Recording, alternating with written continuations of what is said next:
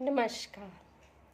हमारा आज का प्रश्न है कि जिन्हें आप हमेशा अच्छा देते हो, बुरा लगने जैसा कुछ नहीं देते, उन्हें बुरा क्यों लग जाता है?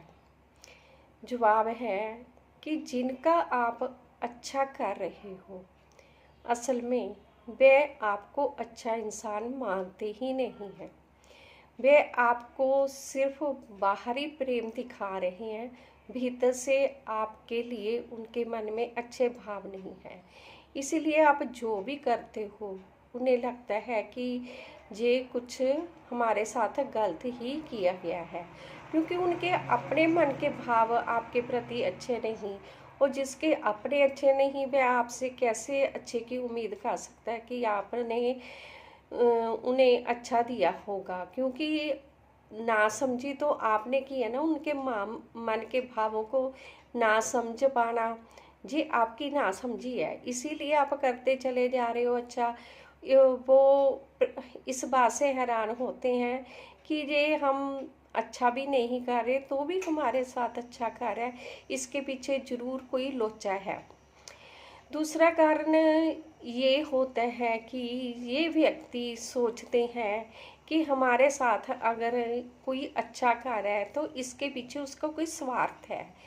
आज हमें कुछ छोटा देकर कल ये कुछ बड़ी प्राप्ति करना चाहता है, इसलिए हमारा अच्छा कार्य है। इसलिए इन दोनों कारणों के कारण वे व्यक्ति आपका जितना भी अच्छा जो नहीं कि हो आप कार्य होते हो, उसे पूरे भाव में ही लेता हुआ नजर आता है। जब आपको लगे कि आप अच्छा कर रहे हो परंतु फिर भी आपको परिणाम अच्छे के रूप में उस इंसान से प्राप्त नहीं हो रहे, तब आप खुद को मौन करो। सबसे पहले चुप्पी लगाओ। ऐसे इंसानों को आप एक भी शब्द दोगे तो उसमें से कोई ना कोई नुक्स निकाल लिया जाएगा। दूसरा, अपने व्यवहार को चेक करो। ये देखो कि उन्हें आपकी कोई हरकत तो नहीं बुरी लग रही, उन्हें कोई आपका शब्द तो नहीं, यानी कि आप जीरो मान जाओ, बिल्कुल जीरो।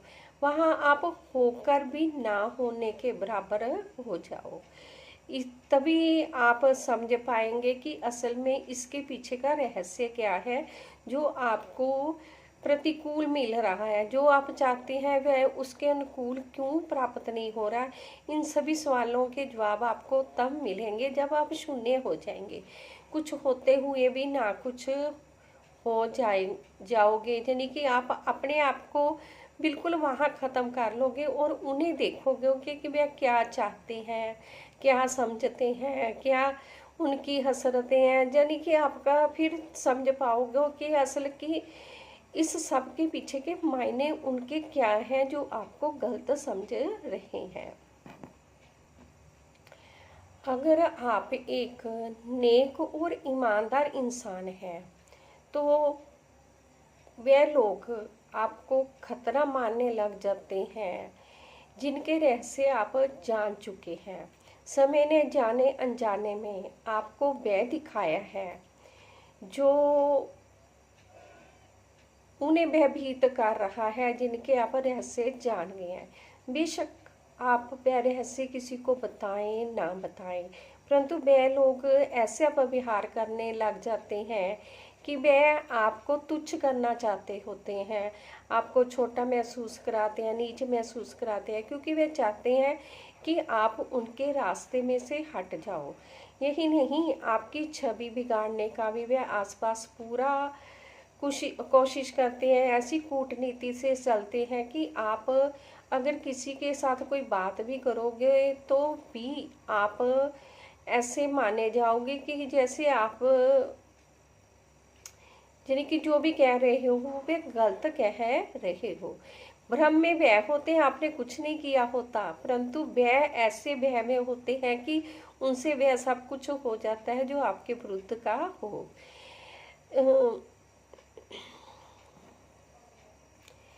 ये अपने धन बल शक्ति किसी तरह के भी विद्या या कहो अक्लमंदी के आधार पर आपको निशाना बनाते रहेंगे। इनसे बचने का प्रयास आप तब करोगे जब आप शून्य हो जाओगे।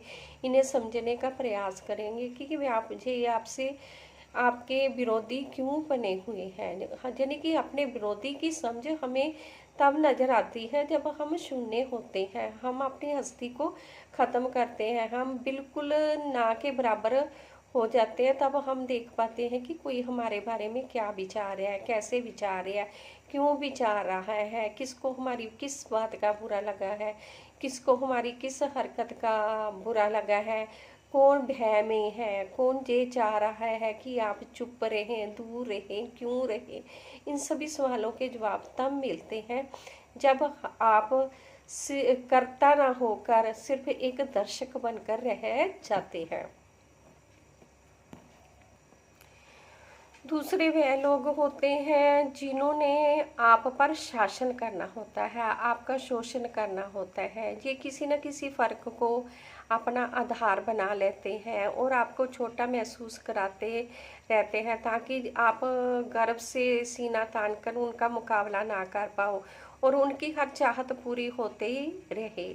ऐसे इंसान भी आपकी छवि बाहर खराब कर देते हैं, अपने जोर बाल से ये जतलाते हैं कि आप नाकाम हो, तुझ हो, आप किसी लायक नहीं, इसलिए आपको बोला जा रहा है। यानी कि गलती आप में ही निकाली जाती है। तीसरे वे लोग होते हैं जो आपके अच्छे को अच्छा नहीं समझ पाते, जिन्हें इन पहलों दोनों ने भाव जो भय में आकर जिनके आप रहस्य जान गए हैं, असलियत जान गए हैं, या जिनके मुखौटे के पीछे क्या है वह समझ गए हैं, वे उन लोगों ने बरगलाया होता है। दूसरे वह लोग जो आप पर शासन करना चाहते हैं। इन दोनों तरह के लोगों ने तीसरी तरह के लोगों को भाव जो भी इनकी टच में आते हैं और जो भी आप जिनकी आप भी टच में आते हैं, जिनकी साझा संबंध होता है, वहाँ आपकी बिगाड़ने लग जाते हैं। वह इसलिए ताकि आपकी किसी तरह की कोई सुनी ना जाए। अगली प्रकार के लोग वह होते हैं जो छोटी छोटी बातों का बड़ा बड़ा गुस्सा मनाते हैं, जो माफ़ करने पर ही नहीं आते, जिनके मन में दया नाम की कोई चीज़ नहीं है, जो खुद को अपने आप को एक सेकंड में जो भी करें जैसा भी करें माफ़ कर लेते हैं, परंतु दूसरों की छोटी से छोटी भूल को भी बड़ा बना लेते हैं। इसके अलावा वे लोग आते हैं जिन्हें लगता है कि आप अकेले हैं, कमज़ोर हैं, आप गरीब हैं, लाचार हैं, बेबस हैं।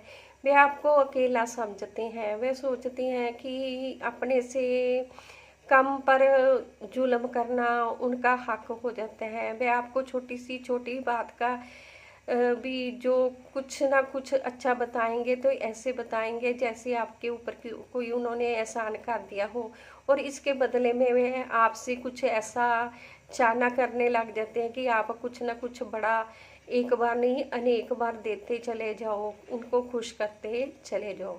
बस ये सब प्रकार के चारों प्रकार के लोग ऐसे ही होते हैं कि आपके जितना भी मर्जी इनके साथ अच्छा कर लो, वह आपका अच्छा कभी भी नहीं मानेंगे। इसीलिए अच्छा करने से पहले 100 बार सोचें, क्योंकि एक अच्छाई ही होती है जिन्हें सोच समझकर कहाँ प्रयोग करना है ये सोचने की ज़रूरत पड़ती है। एक सच्चाई और अच्छाई ही होती है जो बंदे इंसान की छवि बना भी देती है और बिगाड़ भी देती है। इसीलिए सदा ध्यान रखें, अच्छा करने से पहले किसके साथ अच्छा करें ना करें। थैंक यू, बहुत बहुत शुक्रिया हमें अपना कीमती समय देने के लिए। वीडियो अच्छी लगी तो लाइक, कमेंट और शेयर करना। खुश रहें, खुशहाल रहें। धन्यवाद।